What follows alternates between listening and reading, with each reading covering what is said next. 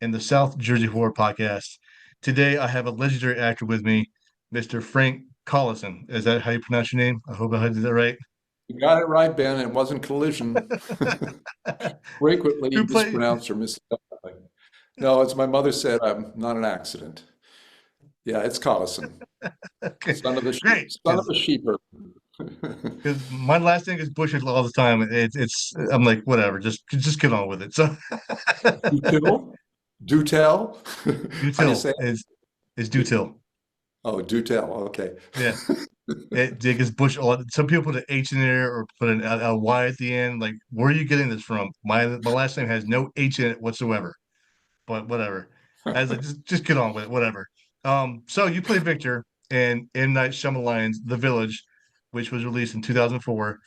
For those who have not seen this movie, M. Night Shyamalan, this to me is an underrated gym movie. I mean, it revolves around a desolate town in Pennsylvania, which you all know is like all cornfields and shit. So, um, and all these residents live by strict rules. I mean, they're not allowed to leave the village, or the monsters beyond the boundaries will surely attack them. So, what do we all think about this movie? Like I said, it's a very underrated gem. I love M. Night's work. To me, he's a genius. But however, there has been a lot of kickback about this movie. I don't know why, but everyone is entitled to their own opinion. So enough of what I gotta say. Let's please give a warm welcome to Mr. Frank Collison. How you doing, sir? I'm well, thank you. Well, thank you for joining me today. I really do appreciate you taking the time out to speak with me about your role in the movie The Village. I hope you remember your role in The Village. Yeah, 20 years ago, Yeah. I was a young man then. Yeah. It was no, I do remember. It was one of the great experiences I've had in working on a film. I'll say that. And the interesting thing about it was the first thing I was ever cast in without an audition. Um, people I'm not one of those people that just gets offers. I have to go in an audition, But my agent called and said, "Yeah, M. Night Shyamalan's interested in you doing this movie. Would you like to read the script?" And I said, "Well, sure, I'll read the script." They said, "Well, you have to go over to such and such an address because you can't, you have to read it there, and you can't bring your camera in or anything. It's like top secret." So I went over to wherever it was and read the script, and yeah, hell yeah, sure. It was a great gig. It looks like to me, it's a good movie. Even though there's some, I guess, some people would call it a psychological movie, but I'm not too sure if it's actually psychological, even though there are so-called monsters involved. But if you could please enlighten us on like, give us a background about yourself and how your acting career started. Sure. I was born into a theater family. My parents were doing summer theater at Denison University in Granville, Ohio. My dad had just come back from the war. They got married. I was born 1 year to the day after their first date. You do the math.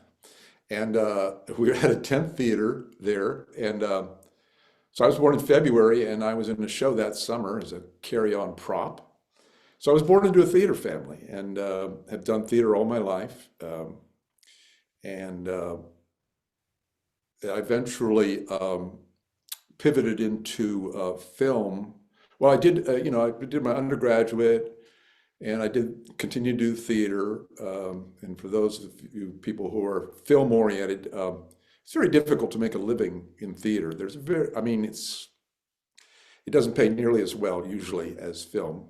Um, but I went on and did my MFA at UC San Diego and then moved to New York, continued to do theater, and then moved back to California and started doing theater here again. And then about 1984, I moved to LA. A bunch of us had done theater and started a theater company here in LA and continued to, and it started, got an agent, the usual stuff. Um, but I had done a summer theater program at ACT, which is a really good training program, American Conservatory Theater in San Francisco. And there was a wonderful teacher there. He taught dialects, and he's an Irish guy. Charlie, oh, what's his last name? He's no longer with us. But we were walking out of the classroom one day, and he says, "You and me will work because we got the mugs." I said, "The what?" The mugs, faces. So, I showed up in LA, and I had a mug. I'm a character actor, always have been. And I remember my first commercial audition, my agent called me and said, yeah, it's a Woolite commercial. It's the role of a fiber. I said, a fiber? He said, yeah, it's a Woolite commercial, it's fiber. So this is why I got an MFA in acting, to play a role of a fiber. So I said, well, his name was Zoltan. Zoltan, is this fiber, is it natural or synthetic? And he goes, oh, I didn't ask. I'll check. I said, don't worry about it. I'll come prepared to play either role. So, so I began to get work, and yeah, here we are. Some many years later, I've been able to eke out a living. I'd say I'm a middle class actor. My epitaph, I think, is going to be, you look vaguely familiar. That's usually what I get. Or, what have I seen you in? Or, are you an actor? Or the worst, did you used to be an actor? So, it's been, since the strike, it's been pretty kind of slow, but, I continue to work here and there, and I continue to do theater. It's my first love. There you go. I mean, keep yourself occupied while you can, right? Until auditions come Absolutely. up. Absolutely. I would usually be in Alaska right now doing a theater conference up there, but I have a wedding to attend, so um, that's what I'm doing instead. Well, that's more important than going to a theater. Yeah. I There's get a saying about uh, take a person or take a person to the theater for one night, and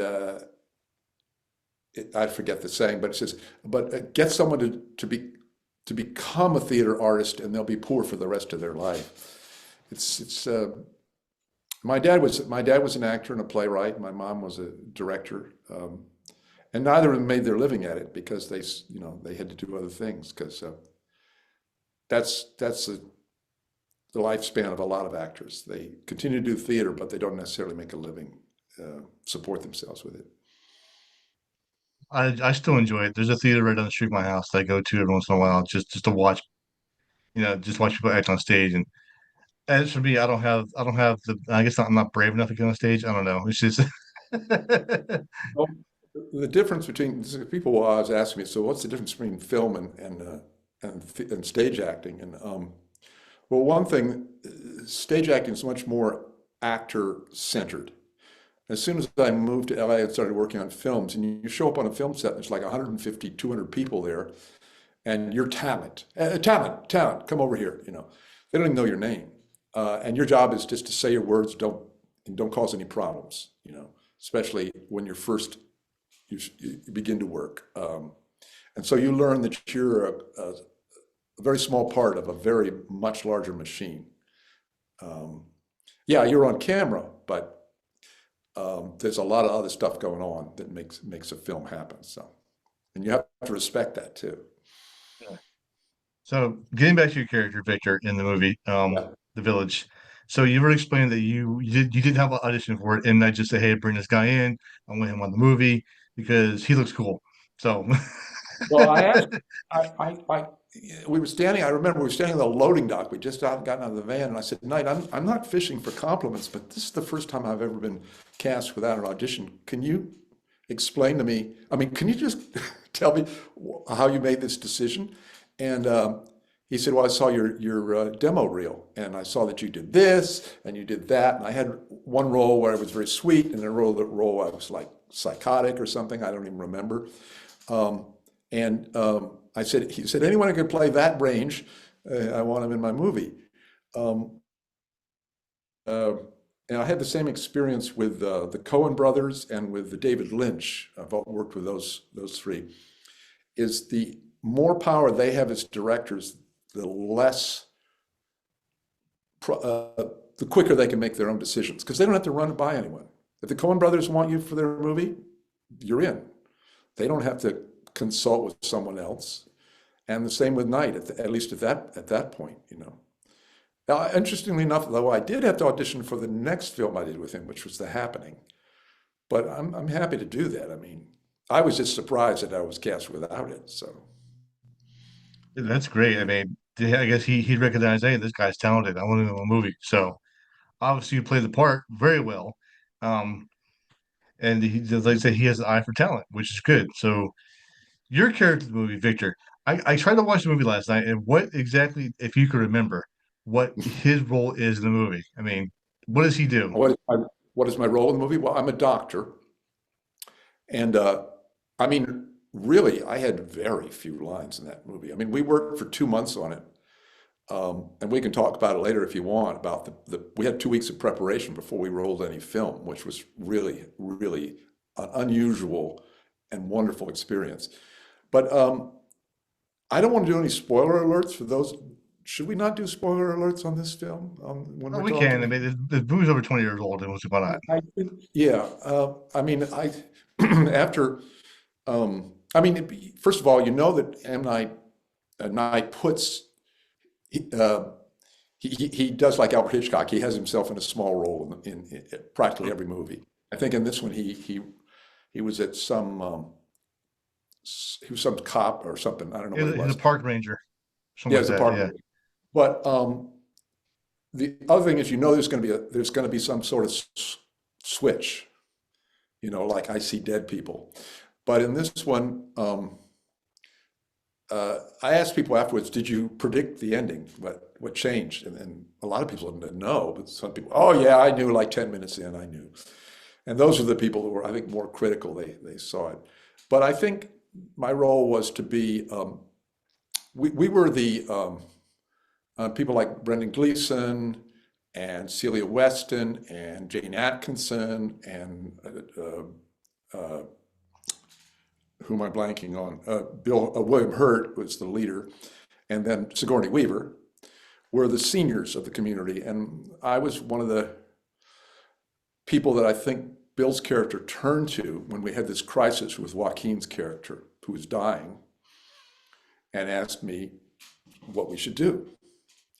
And the wisdom that I offer him, I think, moves the film forward in that sense of what they have to do to save his life, because they're put in a very again, I don't want to be the spoiler of it. I don't want to spoil it. Somebody else can do that. But they're in a situation where they could break the rules of the community and save his life, or they could maintain what they have there in the village, and he would probably die. So they make a choice of what to do to save his life. So I think that's my little part of the film. Well, it's an important role. I mean, It's an important point. You know, there was some movie I was in. Oh yes, The Hero with Sam Elliott, and the name of the movie is The Hero. And I had the line where I look at Sam Elliott and say they call you the hero, but we know who you really are. I said, they can't cut me because I just said the title of the movie. that's funny. So working on set, and it's like in the middle of Pennsylvania. I don't know exactly where this was filmed at. What was it like? I mean, what was like every day on set while filming the movie? Well, I'll just back up a little bit, and this is the unusual part. We arrived 2 weeks before we started rolling film, and Knight had it all planned out. First of all, I had his own, he put us up in these lovely places. I shared a duplex out in somewhere near Newark, actually, not too far. We were in Pennsylvania, but near Newark, New Jersey, or do you say Correct. Yeah. Newark? Nowhere, Anyway, whatever. Doesn't matter. yeah, Jane Atkinson and Cherry Jones were we shared a duplex there. And first of all, we'd been staying in a hotel in Philadelphia, and I mentioned to someone, I said, "Gee, where we're living is pretty far from the set or any grocery stores or anything. I think I'll have to rent a car." And I go down the desk at the hotel, and they say, "Here's your keys." I said, "Oh." I didn't rent a car. He says, no, no, his people did it. They rented the car. They're paying for it. This is the class act that he is. Um, so anyway, we had 2 weeks of preparation, um, and we went to historic villages. There was one day where we went to this village, and uh, William Hurt and I learned how to yoke oxen and plow a furrow, which ain't easy. And William, by the way, is a very interesting, well, God rest in peace. My sister had worked with him in New York. He'd been doing Hamlet there, and she was understudying the role of Ophelia. So I had met him before, but he's a very interesting guy. Was incredibly smart. So we yoked oxen together, and then Sigourney and I were teamed together to shear a sheep. And it was this historic farm, so there's no electric shearing things. We're handheld shearing things. And Sigourney was a little squeamish about it. And the guy there explains this, well, you're not really going to shear them, you're going to crotch them. And I said, we're going to what? We're going to crotch them? He said, yeah, here's the thing. The female sheep, the wool gets a little thick, and the male sheep have a hard time making babies, to use the euphemism. So you have to cut the hair so that the male sheep can find his way into where he needs to go. So we had to be very delicate. And Sigourney was freaking out, and I said, look, you've had aliens bust out of your chest. This is nothing, you know. And I learned to do a little blacksmithing, and and then we had a week where we went out into the Pine Barrens, and we stayed at a Girl Scout camp out there, and we learned how to make fires with a bow drill, and we made a what do you call it, a sauna sort of thing, but made like indigenous people would have made it with branches and twigs, and spent a week out there bonding and improvising scenes, and haven't had an experience like that before or since. It was just wonderful because it bonded us all together. It was mainly the seniors. I don't think any of the younger actors were there for that. It was the seniors because we had to be a tight community. We were a tight community. I So think that's like the perfect way to, well, one of the perfect ways to, to get to know each other, before yeah, working on a set. So yeah. I mean, I was in awe of Joaquin and Sigourney and Cherry Jones. There was a funny thing that happened, like the first week of shooting. I don't think any of us except Cherry. Cherry had worked on, you probably know his films better than I do. She'd worked on something with him before. It, anyway, so we sort of turned to her to like explain, like, what does Shyamalan do? And we had noticed that he doesn't shoot much coverage, which for those of you who don't know film, usually you start with a shot, which is the establishing shot, which is, takes in everyone in the scene. So you sort of, when the scene starts, you get an idea, oh, okay, they're standing by the barn. And then you cut to singles and doubles. So over my shoulder at you, over his shoulder at me. But someone said, Knight, he doesn't shoot any coverage. He just shoots the establishing shots. And she said, and we were asking Sherry, and she says, it's a fairy tale. You don't shoot coverage in a fairy tale. What? I didn't understand what that meant, but to her it made sense. But it was basically that he really works. He storyboards everything. And again, for those of you who don't know, a lot of directors will have sketches of each shot. And they'll be able to show everyone. It helps everyone that's working behind the scenes. The DP knows what he has to get or what she has to get. The grips and everyone know where the lighting has to be. And he would pretty much stick to that. But we had a brilliant, Roger Deakins was the DP on that. And he's done, you probably know some of the films he's done, just amazing. Well, Oh Yeah, Brother, yeah. for instance, I was in. And they did that recently, that film 1928, the World War One movie, where he shot it as if it were all one take. He's an amazing guy, amazing DP. Yeah. So I see this movie as, like I said before, an overlooked gem. Um, it is a groundbreaking. It is groundbreaking to me, and the fascinating period piece as it uses wonderful characters to draw the audience into the emotions and fear that are present within this village. I mean, Mhm. is that the same way you feel about this? Yeah, it was. I mean, when you're in it, it's not the same as watching it later, but there was definitely a vibe that was created. I mean, we were really quite immersed in that community. He chose a place. I believe it was property that was owned by a former uh, senator from the state of Pennsylvania or something, and he had in his will that nothing could be built on that land. So they had planted crops months in advance and created these guard towers around it. And um,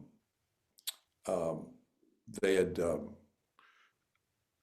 created uh, a vibe that I think served the film. And then we came back at some point and shot had it snowed, and we were shooting when it was snowing too. I don't know why we'd taken a break, but then I'd gone home and then I came back to shoot some of it. There was snow on the ground, but it was a great Awesome. experience. So there's a lot of fan theories about this movie as to why the color red is supposed to be like very bad in this movie. So Hmm. do you have your own theories as to why fear is there to instill the fear in these villagers, the color red? Not really, not really. I mean, I don't think so. I mean, red is the devil. Red is a warning. It's red. Fire engines are red. Eve gave Adam a red apple. I guess it was red. I don't know.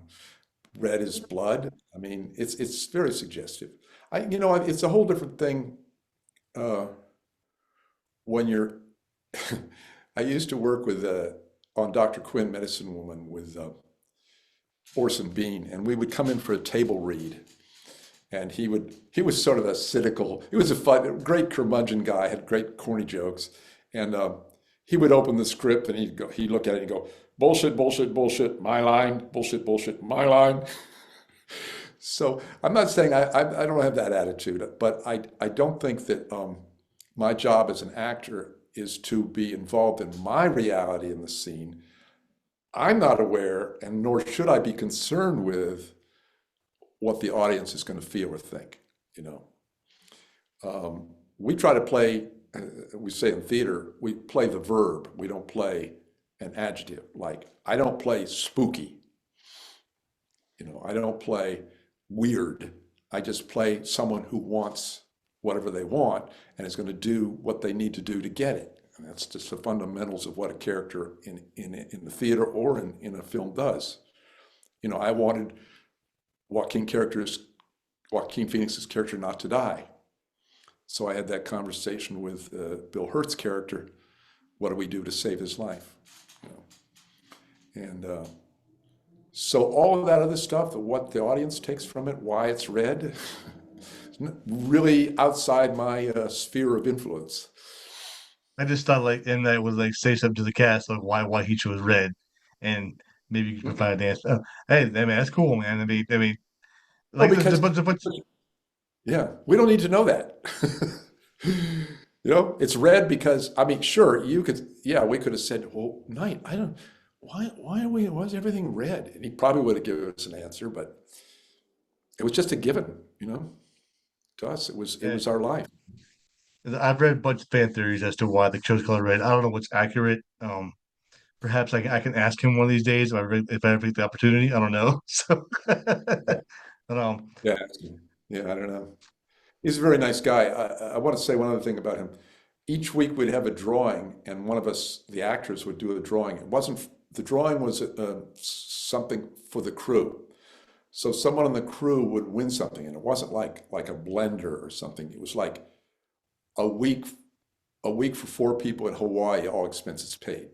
Oh Some wow. so one on the crew would get that gift, and he loved to stick close to Philadelphia. He's very, he's a Philly guy. And now his daughter is doing a film, I heard. It's out now. His Have you brother's heard doing about one too. That just recently popped up on the internet as well. I forgot what it was called, but it's also a horror movie. it? And Yeah. Yeah. and it's really cool. I mean, like I say, you're right. He does stick close to Philadelphia. Um, his movie Knock at the Cabin was filmed literally 30 minutes from my house. Hmm. So, and I've been to the restaurant at the end of the movie where they show the restaurant, but I haven't found the cabin. It's somewhere in the Pine Barrens. So, Yeah, I wonder, I don't know where we filmed The Happening, we filmed at a restaurant early on, and I don't know where that was. I just sort of got in the van and was taken to wherever it was. I know we had, my house in The Happening was near some um, atomic power plants. They had the cooling towers in the background in one of our shots. I I don't have know to if you find want that. to go to The Happening or not. Are we sticking strictly with the village? No, I can. Well, we're actually running out of time, which really sucks because this is a great interview.